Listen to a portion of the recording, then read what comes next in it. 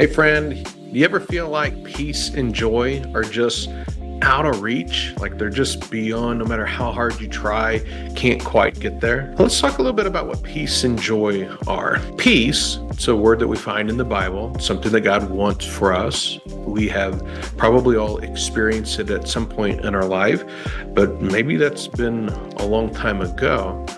Peace, neurologically speaking, physiologically speaking, is a state of regulation.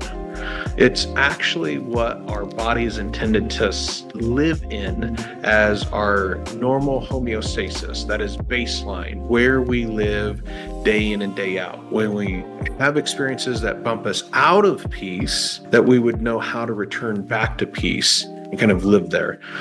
Stephen Porges, neuroscientist, does some research on what's called polyvagal theory, and the physiology terminology for peace is a ventral vagal state. We see it in animals also. If you've ever watched a deer in a pasture feeding, I grew up in the Midwest. I live in the country, in the cornfields, and you see deer out and their heads are down, they're relaxed, they're grazing, they're walking around, or maybe they're playing with other deer and interacting.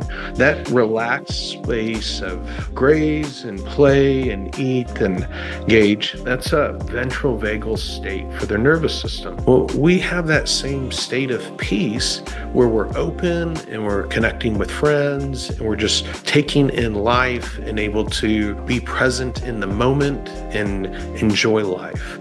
And this is physiologically what peace is.